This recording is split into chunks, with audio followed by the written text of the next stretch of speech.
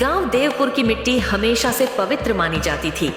हरे भरे खेत, पीपल के नीचे चौपाल और मंदिर से आती शंख की ध्वनि सब मिलकर गांव को स्वर्ग जैसा बनाते थे। लेकिन उस स्वर्ग में एक ऐसा नाग बसता था जो हमेशा डसने की ताक में रहता था, जो है गांव का जमींदार बलदेव सिंह। बलदेव सिंह की बड़ी हवेली गांव के बीचों बीच थी। मोटी मोटी दीवारें, ऊंचे फाटक और चारों ओर बंदूकधारी नौकर। गांव का हर इंसान उससे डरता था। उसकी चालाकी और लालच के किस्से हर चौपाल पर सुनाई देते थे। उसी गांव के एक कोने में एक छोटी सी झोपड़ी में रहते थे पंडित रामदीन। रामदीन साधारण आदमी थे। गांव के लोग उन्हें सम्मान से पंडित जी कहते और पूजा पाठ, शादी ब्याह या संस्कारों में बुलाते।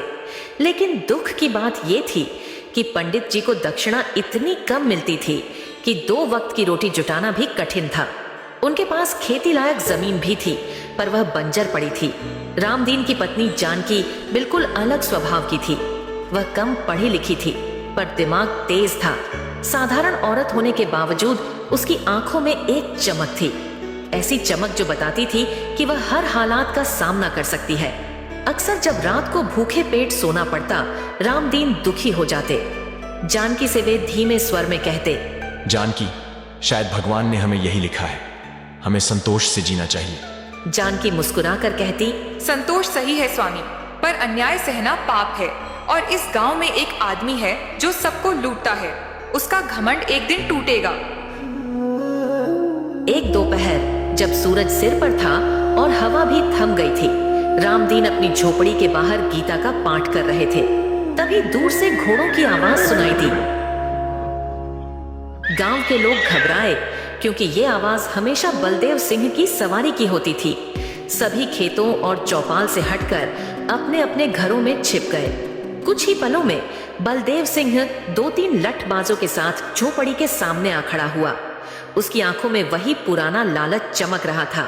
बलदेव सिंह कड़क आवाज में बोला, अरे पंडित, तुम यहाँ आराम से पोथी पढ़ रहे हो और पता भी है कि तुम्हारी ये झोपड़ी मेरे रास्ते में आ रही है। रामदीन घबराकर उठ खड़े हुए।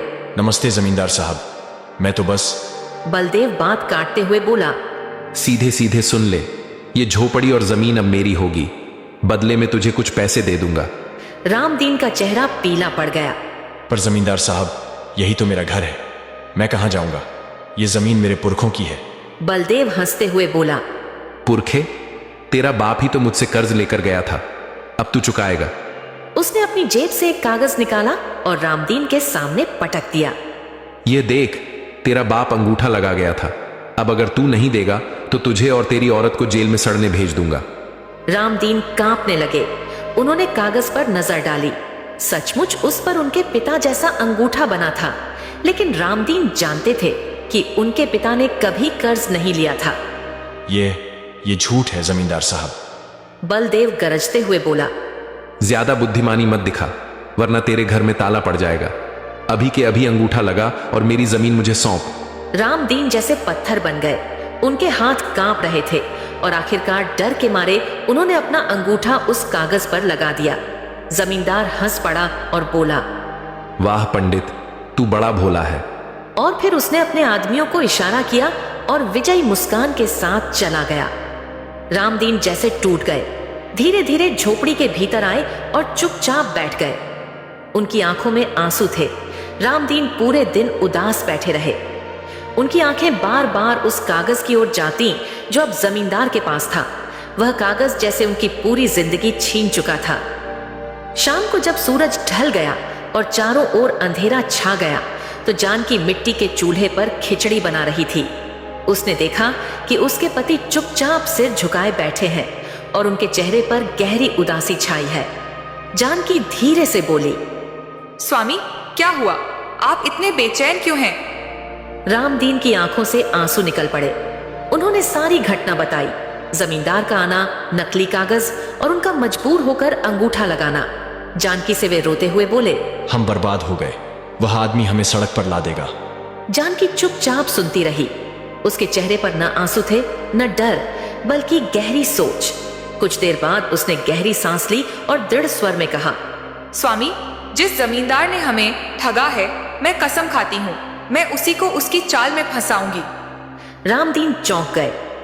पर जानकी, वह बलवान है, अमीर है, उसके पास आदमियों की फौज है। हम गरीब लोग उससे कैसे टकराएंगे? हम ताकत से नहीं, दिमाग से लड़ेंगे। उसने धोखे से हमसे जमीन छीनी है। अब देखना, मैं उसी के अंधविश्वास और लालच का फायदा उठाकर उसे मात दूंगी। रामदीन अब भी संदेह में थे, पर जानकी के चेहरे की चमक देखकर उन्हें पहली बार लगा कि शायद भगवान ने उसे ही इस संकट का हल दिया है। अगले दिन गांव में चर्चा फैल गई कि जमींदार ने पंडित की जमीन अपने नाम करा ली है। बूढ़ा हरिराम बोला, पंडित जी, हम सब आपका दुख समझते हैं, पर बलदेव सिंह के आगे कोई कुछ नहीं कर सकता। रामदीन चुप रहे, लेकिन जानकी की आंखों में आग थी। उसने मन ही मन निश्चय कर लिया, जिस आदमी से सब डरते हैं, मैं उसे सबके सामने नीचा दिखाऊंगी। उस रात जानकी देर तक जागती रही। चूल्हे की बुझी राख में लकड़ी को कुरेदते हुए वह सोचती रही, जमींदार को धन से प्यार है और उतना ही डर है उसे भगवान से। यही उसका सबसे बड़ा कमजोर पहलू है। सुबह होते ही उसने रामदीन को कहा, स्वामी, कल हम जमींदार की हवेली चलेंगे। तुम वहां चुप रहना, बस मेरी बातों पर सिर हिलाना। रामदीन हिचकिचाते हुए बोले, अगर उसने हमें मार दिया तो? अरे स्वामी, शेर भी लोमड़ी की चालाकी के सामने फंस जाता है। अगली सुबह जब सूरज निकला ही था, जानकी रामदीन को लेकर जमींदार की हवेली पहुंची। अंदर बलदेव सिंह अपने बड़े कमरे में हुक्का पी रहा था। चारों तरफ आलीशान सजावट, कालीन और झूमर। जैसे ही उसने रामदीन और जानकी को देखा, वह हंस पड़ा। आओ आओ पंडित जी, तुमसे तो उम्मीद थी कि तुम कल ही रोध होकर गांव छोड़ दोगे। और तुम पंडिताइन क्या मांगने आई हो? पैसे, अनाज या फिर भीख? जमींदार साहब, मैं आपसे कुछ मांगने नहीं आई हूँ, बल्कि आपके गुण गाने आई हूँ। बलदेव चौंका और मन ही मन सोचा, ये क्यों मेरा गुण गाने आई है? हाँ, मेरे पति ने कल रात एक सपना देखा। सपने में भगवान शिव आए और उन्होंने कहा कि बलदेव सिंह दुनिया के सबसे महान दानी हैं। बलदेव की आंखों में चमक आ गई। उसे अपनी प्रशंसा सुनना बहुत पसंद था। भगवान शिव ने कहा कि अगर बलदेव सिंह सचमुच महान हैं, तो वे अपनी आधी संपत्ति दान करेंगे, तभी उनका नाम अमर होगा और मोक्ष मिलेगा। जमींदार बलदेव सिंह का चेहरा अचानक बदल गया। सपनों और भगवान का नाम सुनते ही उसका घमंड थोड़ा नरम पड़ गया। वह गद्दी पर सीधा बैठ गया और आंखें फैलाकर बोला, क्या कहा तूने? भगवान शिव ने मेरे बारे में कहा? जी हाँ जमींदार साहब, मेरे स्वामी ने कल रात सपना देखा। भगवान शिव स्वयं प्रकट हुए। उन्होंने कहा कि आप धरती के सबसे बड़े दानी हैं और आने वाले समय में आपका नाम महादानी बलदेव सिंह के नाम से लिया जाएगा। बलदेव का सीना और चौड़ा हो गया। उसके सेवक और पहरेदार भी एक दूसरे का मुंह देखने लगे। बलदेव ने हुक्का एक तरफ रख दिया। फिर क्या कहा भगवान ने? उन्होंने कहा कि अगर आप अपनी महानता साबित करना चाहते हैं, तो आपको अपनी आधी संपत्ति दान करनी होगी। तभी आपके लिए स्वर्ग के द्वार खुलेंगे और मृत्यु के बाद आप देवताओं के बीच स्थान पाएंगे। बलदेव सिंह हड़बड़ा गया। वह लालची था, पर उतना ही अंधविश्वासी भी। उसने कई बार पुजारियों और तांत्रिकों से सुना था कि सपनों में भगवान आकर आदेश देते हैं। वह सोचने लगा, अगर सच में भगवान नाराज हो गए तो? अगर मैं दान नहीं दूंगा तो कहीं सब कुछ छिन न जाए? लेकिन साथ ही उसके मन में एक और आवाज आई, आधी संपत्ति? ये औरत मुझे बेवकूफ बना रही है। उसने आंखें तरेरी और बोला, अरे पंडिताइन, तू क्या समझती है मैं बेवकूफ हूं? अपनी आधी संपत्ति कोई क्यों देगा? जानकी ने जरा भी घबराहट नहीं दिखाई। वह मुस्कुराई और बोली, जमींदार साहब, भगवान शिव ने यह भी कहा है कि जो ये दान करेगा उसका नाम युगों युगों तक अमर रहेगा, और अगर दान नहीं करेगा तो उसके परिवार पर संकट टूट पड़ेगा, उसकी संतान बर्बाद होगी और उसका नाम मिट्टी में मिल जाएगा। बलदेव सिंह की रगों में सिहरन दौड़ गई। उसके दिमाग में अपने बच्चों का चेहरा घूम गया। उसने झल्ला कर कहा, चुप रह, मुझे डराने आई है तू, मैं तेरा विश्वास क्यों करूं? जानकी ने गहरी सांस ली और धीरे से कहा, क्योंकि गांव का हर इंसान देख चुका है कि भगवान तुम्हारे साथ हैं। जानकी ने पहले ही योजना बना ली थी। वह हवेली में जाते वक्त रास्ते में कुछ गांव वालों को इशारा कर आई थी कि वे दरबार में आकर गवाही दें। अचानक कमरे में 2-3 बुजुर्ग गांव वाले अंदर आ गए। उनमें से बूढ़ा हरिराम बोला, हाँ जमींदार साहब, कल रात मैंने भी मंदिर में घंटियां बजती सुनी थी। शायद सचमुच भगवान पंडित के सपने में आए हूं। दूसरा आदमी बोला, हमने तो सुना है भगवान शिव जिसे चुनते हैं उसका नाम अमर कर देते हैं, और अगर उनका आदेश टाल दिया जाए तो घर परिवार संकट में पड़ जाते हैं। बलदेव सिंह अब और डर गया। उसका माथा पसीने से भीग गया। जानकी ने आगे कहा, जमींदार साहब, भगवान ने यह भी कहा था कि आपसे जो भी मांगेगा उसे दान नहीं देना, क्योंकि दान वही सच्चा होता है जो दिल से बिना मांगे किया जाए। बलदेव ने गहरी सांस ली। तो फिर तू यहां क्यों आई है? मैं मांगने नहीं आई, मैंने तो बस भगवान का संदेश पहुंचाया है। अब आप चाहें तो अपने मन से कुछ भी दीजिए। बलदेव सिंह की आंखें इधर उधर घूमने लगीं। उसके सामने 2 रास्ते थे। एक तो दान करे, अगर दान किया तो आधी संपत्ति खो जाएगी, पर गांव में उसकी प्रतिष्ठा बढ़ेगी और भगवान का डर भी मिट जाएगा। और दूसरा दान न करे, अगर दान नहीं किया तो लोग कहेंगे कि जमींदार झूठा है, भगवान की अवहेलना की है। उसके लिए दोनों ही रास्ते कठिन थे। गांव वाले फुसफुसाने लगे, देखते हैं महादानी बलदेव सिंह क्या करते हैं। अगर सच में बड़ा आदमी है तो दान देगा। बलदेव का चेहरा पीला पड़ गया। आखिरकार उसने अपने नौकर गणेश को बुलाया। अरे गणेश, पंडित को 2 बोरी अनाज और 1 बैलगाड़ी दे दे। गांव वाले हंस पड़े और बोले, इतना बड़ा जमींदार और दान बस 2 बोरी अनाज? जानकी ने शांत स्वर में कहा, जमींदार साहब, भगवान ने कहा था दान वही सच्चा है जो पूरी श्रद्धा और ईमानदारी से किया जाए। आप अगर डर या दिखावे में दान देंगे तो उसका फल उल्टा मिलेगा। बलदेव सिंह अब पसीने से तरबतर हो गया। उसके हाथ कांपने लगे। जमींदार बलदेव सिंह गद्दी पर बैठा था, लेकिन उसके चेहरे पर घमंड की जगह अब पसीने की बूंदें चमक रही थीं। गांव वाले चारों ओर खड़े थे और सबकी निगाहें उसी पर टिकी थीं।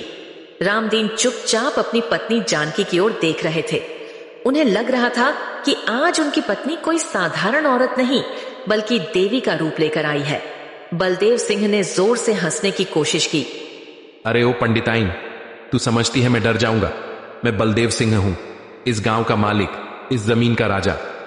लेकिन उसकी आवाज में पहले जैसा आत्मविश्वास नहीं था। गांव वाले उसकी खोखली बातें पहचान चुके थे। एक बूढ़ी औरत बोली, जमींदार बाबू, अगर सच में भगवान ने आपका नाम लिया है तो आपको साबित करना चाहिए, वरना हम सब मान लेंगे कि आप झूठे हैं और लालची हैं। यह सुनकर बलदेव का चेहरा और उतर गया। उसे अपने इज्जत का ख्याल ज्यादा था। जानकी धीरे से आगे बढ़ी। उसने गहरी सांस लेकर कहा, जमींदार साहब, आप सच में महान हैं। ये साबित करने का मौका भगवान ने आपको दिया है। आज के बाद लोग आपको याद करेंगे या आपको धिक्कारेंगे, ये फैसला अब आपके हाथ में है। दान करेंगे तो नाम अमर होगा, और अगर डर गए तो लोग कहेंगे बलदेव सिंह सिर्फ दिखावे का राजा था। उसकी आवाज में इतना आत्मविश्वास था कि सब लोग सहम गए। गांव वाले अब जोर जोर से बोलने लगे, सही कह रही है पंडिताइन, अगर दान करेगा तभी नाम होगा, वरना बदनामी। भगवान शिव का आदेश टालना पाप है। बलदेव सिंह का चेहरा अब सफेद पड़ गया। वह अपने मन में सोच रहा था, अगर मैंने इन सबको मना कर दिया तो ये गांव मेरे खिलाफ हो जाएगा, और अगर सच में भगवान नाराज हो गए तो मेरी संतानों का क्या होगा? आखिरकार उसने हार मान ली। उसने नौकरों को बुलाया और गुस्से में चिल्लाया, ले आओ सारे खेतों और बागों का आधा हिस्सा जो कल रात कागज पर मेरे नाम लिखा था उसे वापस करो, और पंडित रामदीन के नाम लिख दो। गांव में शोर मच गया। जय हो भगवान शिव की, जय हो महादानी बलदेव सिंह। लेकिन ये जयकारा असली श्रद्धा से ज्यादा मजाक जैसा लग रहा था। गांव वाले हंसते हुए आपस में फुसफुसाने लगे, देखा कैसे पंडिताइन ने जाल में फंसाया। इतना बड़ा जमींदार एक औरत के सामने हार गया। बलदेव सिंह को लग रहा था कि उसके सीने में आग जल रही है। वह चाहता था कि जमीन अपने पास रखे, पर गांव वालों के सामने उसकी हिम्मत टूट चुकी थी।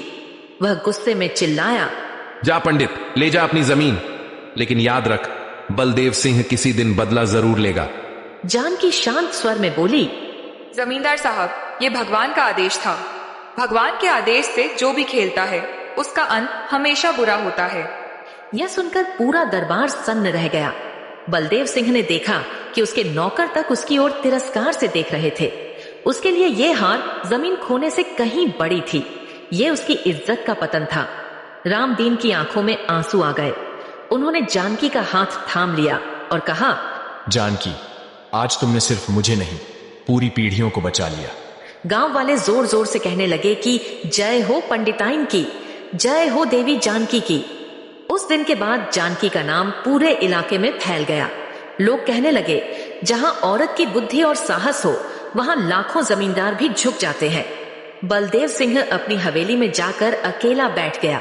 उसका घमंड टूट चुका था और उसे समझ आ गया था कि धन से नहीं, धर्म और सत्य से ही इंसान अमर होता है और भगवान हमेशा उनके साथ होते हैं जो धर्म और न्याय के रास्ते पर चलते हैं।